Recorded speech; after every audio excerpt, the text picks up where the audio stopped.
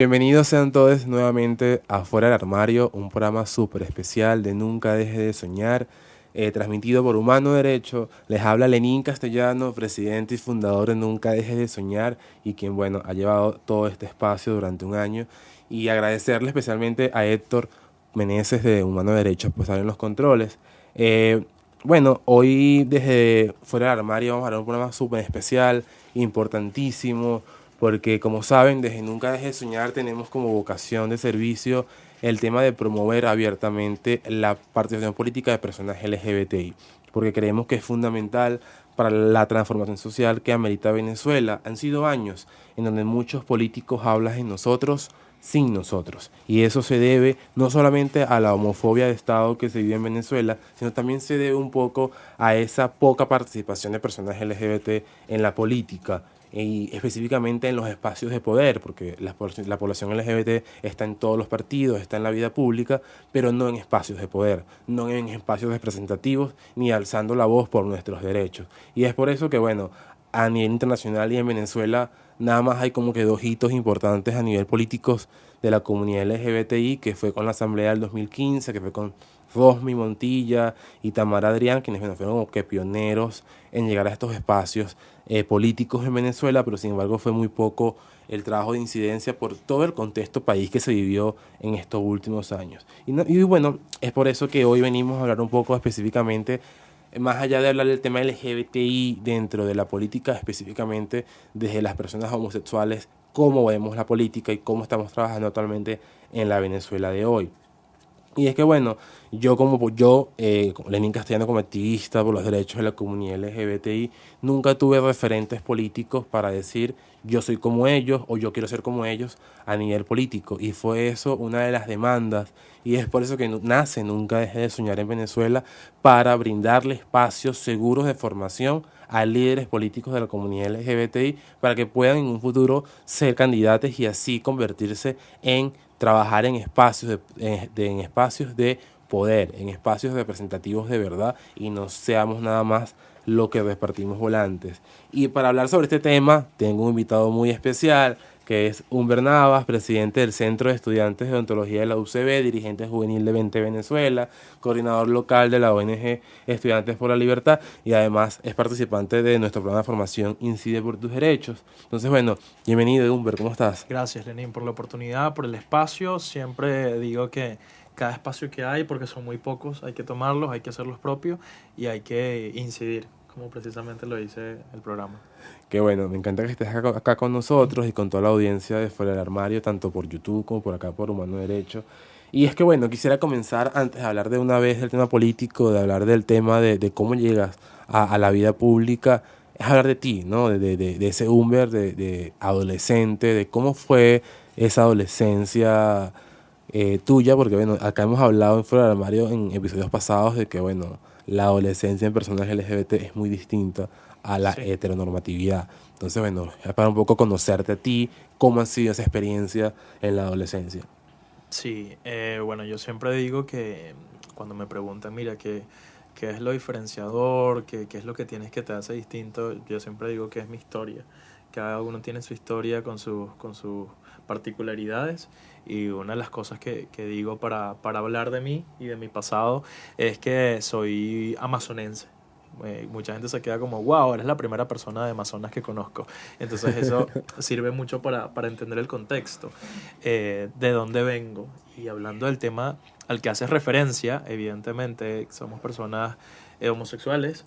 eh, en el estudio de Equilibrium, la encuesta, que espero que todos la hayan visto, habla de que la zona que presenta como más prejuicios es la región de Guayana, la que comprende el estado Amazonas y el estado Bolívar. Entonces, eso habla un poquito de cómo fue ese boomer de pequeño, que lo primero que tengo que decir es que fui creciendo con conciencia crítica plena de lo que estaba pasando y eso tengo que agradecérselo completamente a mi mamá. Mi mamá viene de hacer política de una forma participativa, nunca tuvo un rol, pero siempre fue como una militante de COPEI en este caso, y eso me hizo estar consciente de la situación que estaba pasando. Yo recuerdo que todas las mañanas yo me levantaba, por ejemplo, viendo el noticiero con mi mamá. Entonces, eso habla un poco de cómo fui adquiriendo esa conciencia de las cosas que están pasando a mi alrededor. Y luego fui desarrollando mi vocación sin quererlo. Yo siempre cuento esta anécdota en el colegio, porque para mí, yo estaba empezando como que en esta secundaria, en este colegio, era un colegio salesiano, un colegio católico, y estaba en mi primer año. El primer año donde tú empezabas en ese colegio, creo que se sigue empezando así todavía, es en sexto grado. Éramos como los más pequeños, ¿no?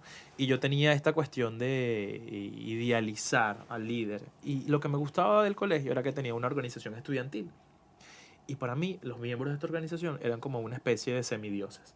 Personas como impolutas, que nunca fallaban, infalibles. Y para mí eran un referente de cómo yo tenía que ser. Un referente moral, ético, de lo que sea. Y un día yo estoy en la cantina del colegio y estoy haciendo mi cola y veo como la presidente del colegio va y se pasa la cola y va a hablar con las personas que atendían la cantina y les trata de convencer para que la dejen colearse. Para mí eso fue como se me cayó un ídolo. Se me cayó un ídolo y sabes que siempre que uno hace un taller de proyecto de vida, te dicen que uno siempre tuvo un llamado de una u otra forma. Claro. Y para mí ese fue mi llamado. Cuando yo vi eso, yo lo que me dije inmediatamente es, después de que se me cayó un ídolo, me dije, yo voy a llegar a donde está ella y voy a hacer las cosas distintas. Y ahí me di cuenta, bueno, sin saberlo, después me interioricé que ese fue mi llamado. Pertenecía a la organización estudiantil, fui dos veces electo y pude encargarme muchísimo de las cosas del colegio con mucha vocación. Y justamente de eso quería hablar ahorita, y que creo que como tú dices es un llamado de vida que uno se da cuenta a temprana edad de qué quiere hacer y cómo quiere hacer las cosas. Y lo importante es reconocer esas fallas que lo hablábamos antes de esta grabación. Es bueno, el tema de reconocer las fallas para no repetirlas en el camino como una juventud que está ahorita reinventándose en la política. Y parte, bueno, de esa adolescencia que nos comentabas, también quisiera como preguntarte un poco en qué momento supiste o en qué momento exteriorizaste que eras una persona gay. O sea, en qué momento, porque bueno, yo lo supe, por ejemplo, desde muy pequeño, pero hay gente que lo va exteriorizando a lo largo de los años. Pero tú en qué momento dijiste, bueno, no me siento como la sociedad quiere que me sienta. Sí, yo creo que me pasó muy similar a tu caso. Yo me di cuenta muy pequeño. eh, pero bueno, cuando estamos pequeños nos damos cuenta también que la sexualidad es un espectro. Venga la referencia de Euforia. La sexualidad es un espectro, ¿no? Todos vamos descubriendo lo que nos gusta, lo que no nos gusta. No hay muy pocas personas que son 100% gays o 100% heteros. Pero entonces yo de niño me gustaba una niña en el preescolar, por ejemplo. Y era un amor evidentemente como romántico, evidentemente nada sexual porque uno era un niño. Cuando pasé a primer grado también me gustaba mucho una niña. Pero en tercer grado me gustó un profesor. Y fue como, en ese momento no lo vi como algo distinto, llamativo, pero me di cuenta que era algo distinto. O sea, eso era como que no debía estar pasando. Y evidentemente por esto que yo sentía, me hizo como aislarme de los grupos de varones, por ejemplo. Me sentía más seguro con las niñas, porque ya los niños en esta edad, 10, 11, empiezan como su despertar sexual. Y evidentemente la única forma de relacionarte con los niños era primero con violencia, y yo no era un niño muy violento, y segundo, hablando de cosas relativas al sexo. Entonces, como yo no me sentía cómodo en esa primera etapa de mi vida, estuve como separado de los niños. Eh, Luego en mi adolescencia me di cuenta que era algo que no se me iba a pasar. Además influenciado mucho por la religión. Que puedo contar mi historia de que mi mamá era una catequista, por ejemplo. Yo fui un niño de iglesia. O sea, monaguillo, hasta llegué a ser catequista incluso y quería ser cura en un momento. Wow. Sí.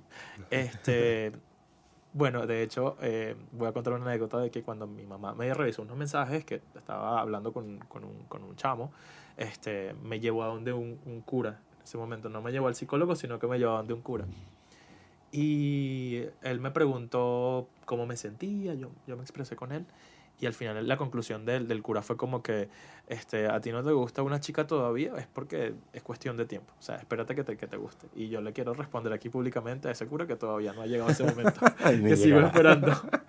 Entonces eso fue un poco de mi descubrimiento. Primero como un niño solitario que se juntaba con las niñas, que luego tiene este conflicto interno con su religión. Yo rezaba todas las noches para que Dios me cambiara. Yo le decía, Dios, si esto es un pecado, ¿por qué me hiciste así si yo te amo, ¿sabes? Y rezaba, hasta que como a mis 16, 17, vi una película que se las recomiendo si no la han visto. Se llama Plegarias por Bobby. Sí, claro. Me hizo llorar, porque esa película me hizo entrar en aceptación, porque al final el mensaje de la película, no se los voy a spoilear, pero es como que Dios te ama independientemente de cómo seas, porque somos sus hijos. Y después de eso fue como, bueno, me acepto yo, ahora cómo me acepto frente a los demás. Eso ya fue otro debate más. Sí. Y esta me encanta, esta pregunta me encanta porque es un tema de visibilizar el interior del país, pero, ajá, o sea, ¿cómo llegas a Caracas? O sea, ¿en qué mundo te encuentras? ¿Hay más libertad en Caracas que en Amazonas, por ejemplo?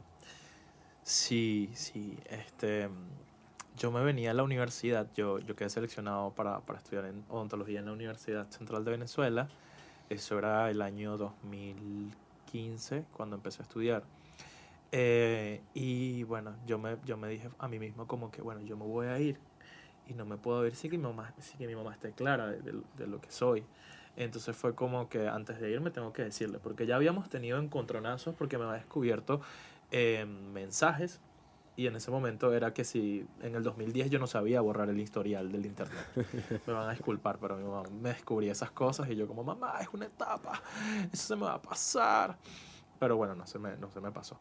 Pero en ese momento me di cuenta que, bueno, tengo que decirle, porque ya me había aceptado, pero tenía que decirle a ella que eso no era una etapa. Claro. Entonces, bueno, ahí salgo del closet, justamente se aproximaba mi momento de venirme a Caracas. Y bueno, llorábamos evidentemente, fue muy emotivo. Mi mamá me decía, evidentemente ya lo sabía, ya lo había aceptado, yo solamente quería que me lo dijeras. Y lo único que me da miedo es el mundo que te tocó vivir, fue lo que me dice mi mamá. Y yo fui muy consciente de eso.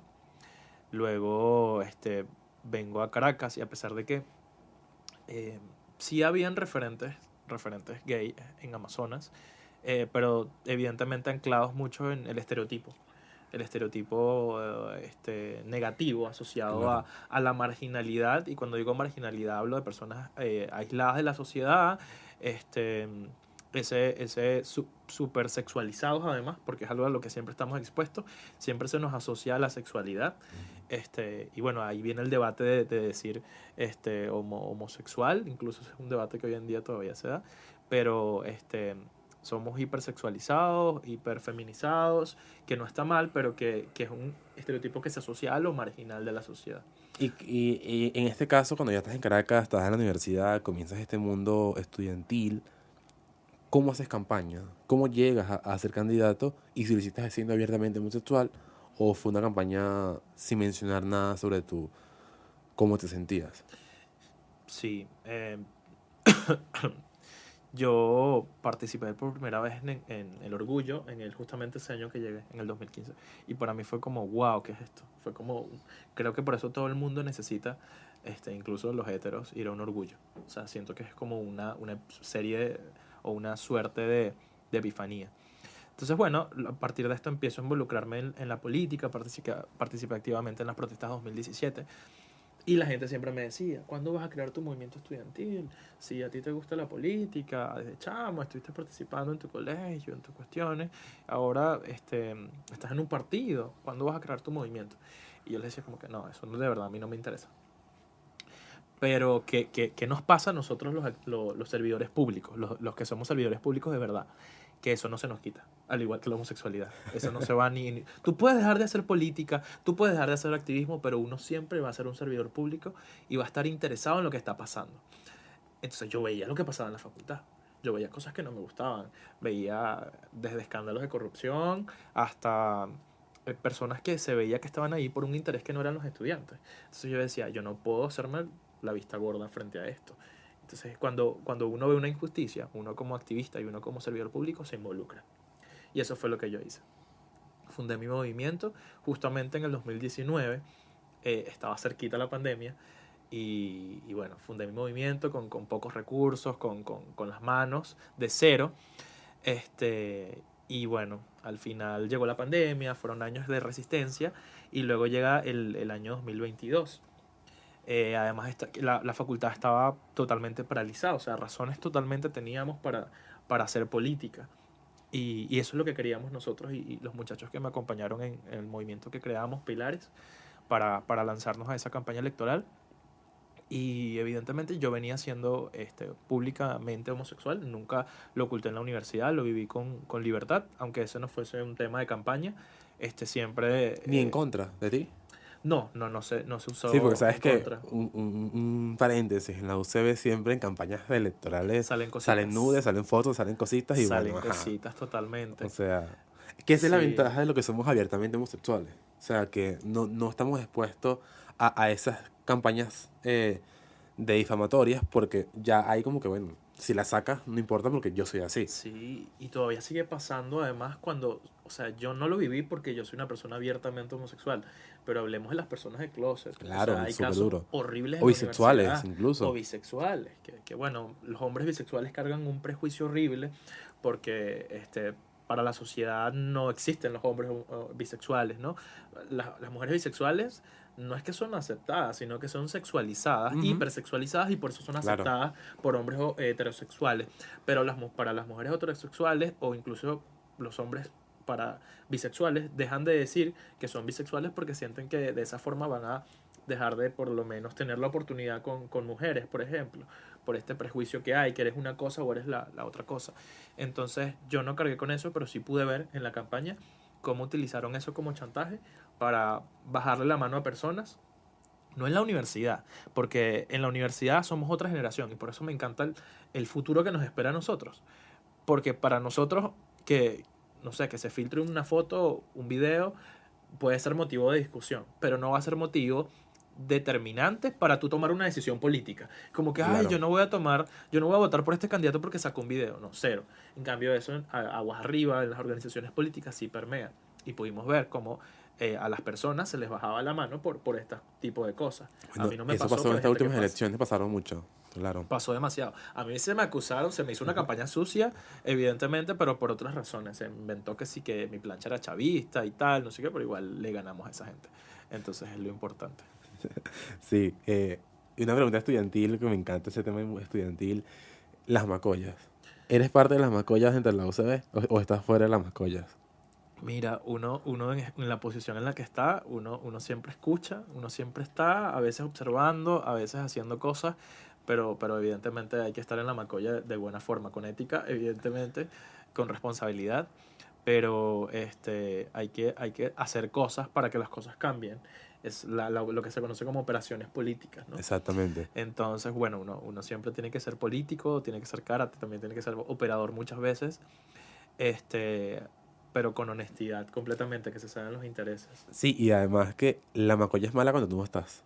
O sea, por Exacto. eso es que siempre hay que estar allí, aunque sea escuchando, siempre hay que estar. Porque Siempre son hay que esos estar espacios e incluso donde se decide el futuro del país. Y no es totalmente, cualquier cosa dejar de estar. totalmente. O sea, Eh, a fin de cuentas la política estudiantil es una escuela que incluso yo creo que te sirve mucho más que los partidos, porque en los partidos tú estás rodeado de gente que piensa igual que tú y eso muchas veces influye en tus opiniones, perspectivas, en un sesgo confirmado que incluso psicológicamente se habla de eso. En cambio la universidad es como una suerte de mini país, porque claro. vas a tener como incluso distintos factores políticos. Tienes que negociar, tienes que macollar, tienes que hacer alianzas, vas a tener adversarios, para no decir enemigos, porque hay mucha política sucia, pero la universidad es una escuela para la política real en la que te vas a enfrentar cuando estés en un parlamento, cuando estés en un consejo municipal. Entonces siento que a pesar de todas estas cosas negativas, aprendes mucho y cuando lo haces de verdad, dejas un legado positivo para la escuela, para la facultad, para la universidad en la que estás ejerciendo tu liderazgo. No, eso es muy importante porque la universidad, como tú dices, es esa escuela y es el reflejo al final del país. O sea, Totalmente, es el reflejo de qué país vas totalmente. a tener y qué país sueñas. Y parte de ese trabajo, bueno, ahora sí me metemos en el tema central de la política, de los partidos, de la visión LGBT, pero en este especial del tema homosexual, es cómo nos ven en los partidos. Porque es que algo que me genera siempre en donde yo estoy y en otros espacios, oye, es que tú me caes bien porque tú eres un gay diferente. O sea, tú eres un gay serio, o sea, tú eres un gay que hace política de verdad. Y uno como que, Y como que, así, 2 pulgares arriba. chévere, está bien.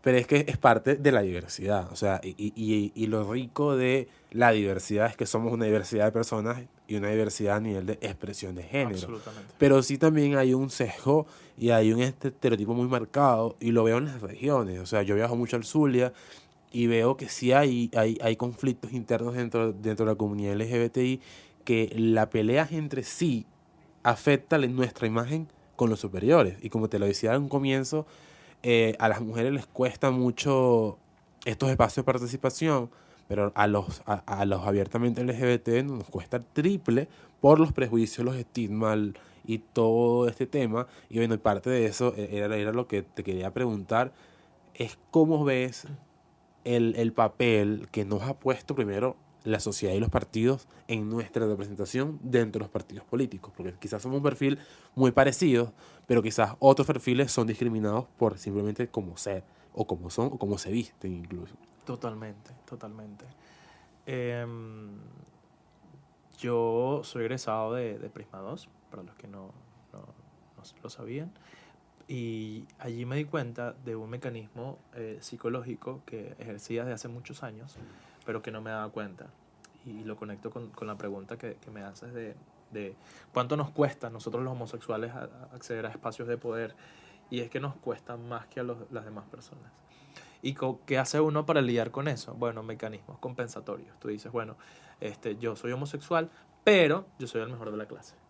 Claro. Yo soy homosexual, pero yo soy el que mejor habla.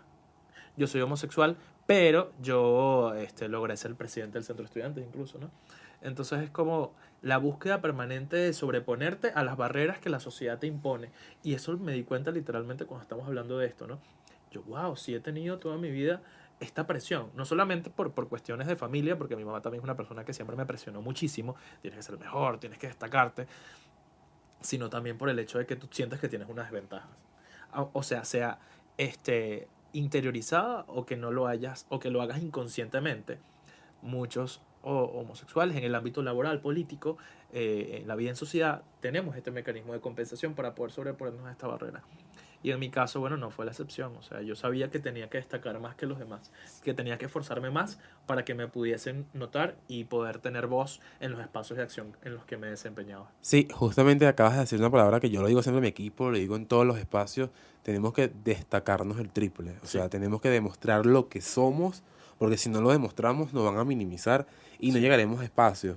Yo siempre he dicho que, bueno, yo personalmente sí me he adaptado al sistema político tradicional, porque siento que desde la génesis del sistema puedo combatirlo. Desde afuera es muy poco lo que puedo hacer. Y estoy de siento, acuerdo.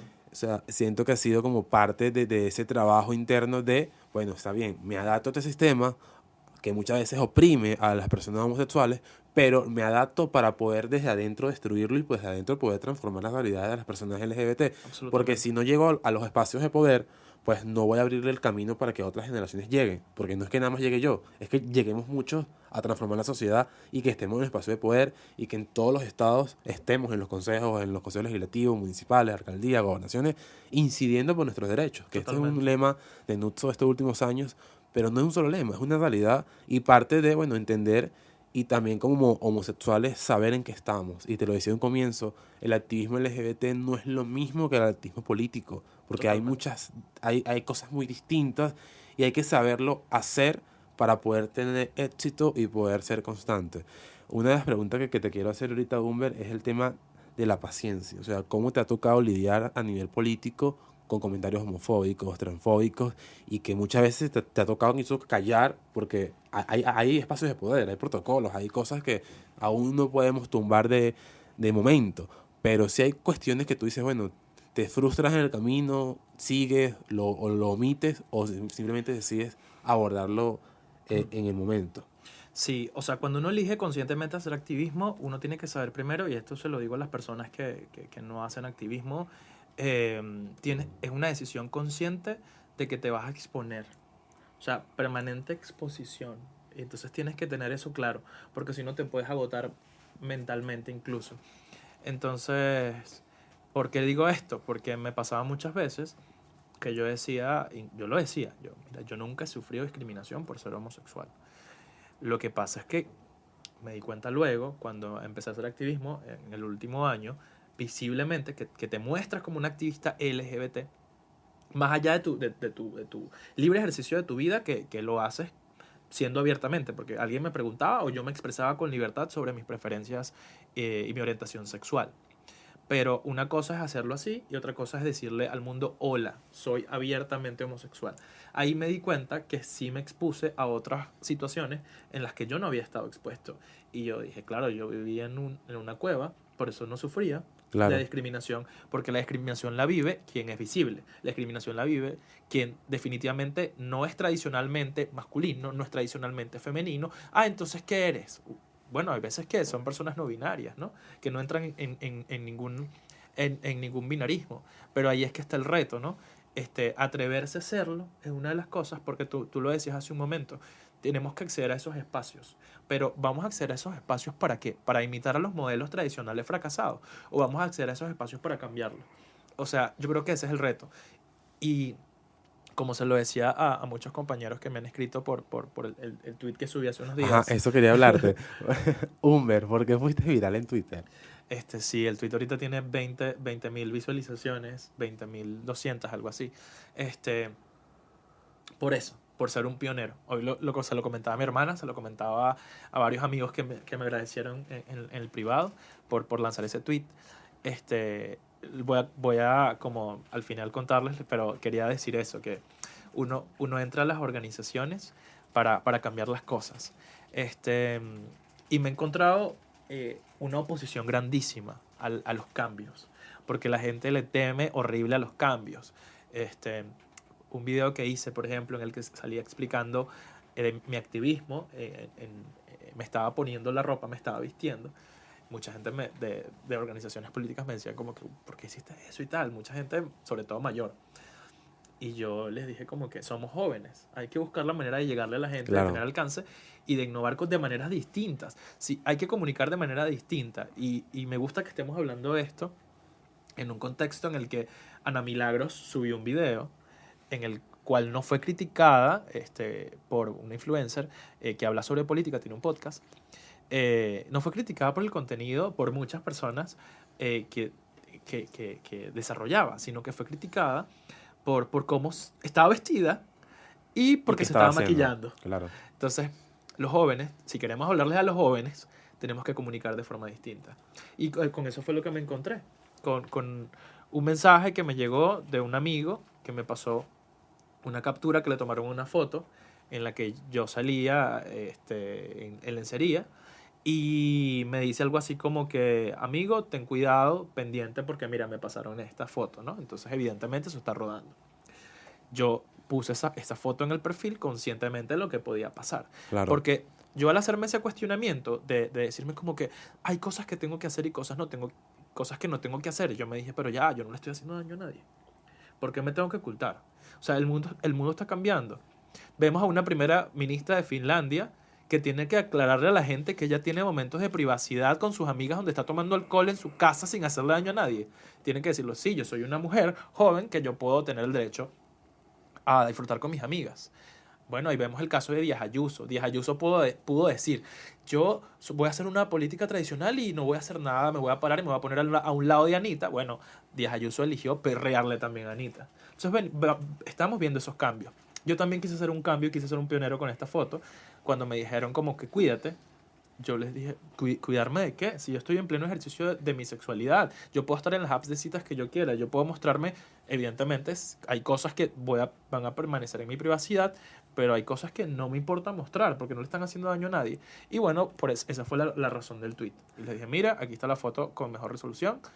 Y mucha gente me escribió como, gracias por ser pionero, por atreverte, porque mucha gente por este tipo de fotos ha sido chantajeada, ha sido acosada, y yo creo que no hay que tenerle miedo al libre ejercicio responsable de nuestra sexualidad y además decirle a esa gente que usa nuestra sexualidad, porque también se aprovechan de que como uno es homosexual te puedo joder el triple, pero no. O sea, no te lo voy a permitir. Estamos en el siglo XXI. Las cosas hay que hacerlas de manera distinta y hay que atreverse a ser el pionero a veces. A veces eres el primero, a veces vas a tener opiniones a favor, opiniones en contra, pero si no lo haces tú, no lo va a hacer nadie. Y si tú quieres ser el cambio que quieres ver en el mundo, tienes que empezar por ti mismo. Sí, de verdad que yo también quiero agradecerte públicamente, porque bueno, yo que soy abiertamente gay en la política y que tengo años haciendo este ejercicio público, aún no me atrevo. Y creo que todavía no me atreveré por todos los sesgos políticos y muchas cosas, los prejuicios sociales que uno se enfrenta.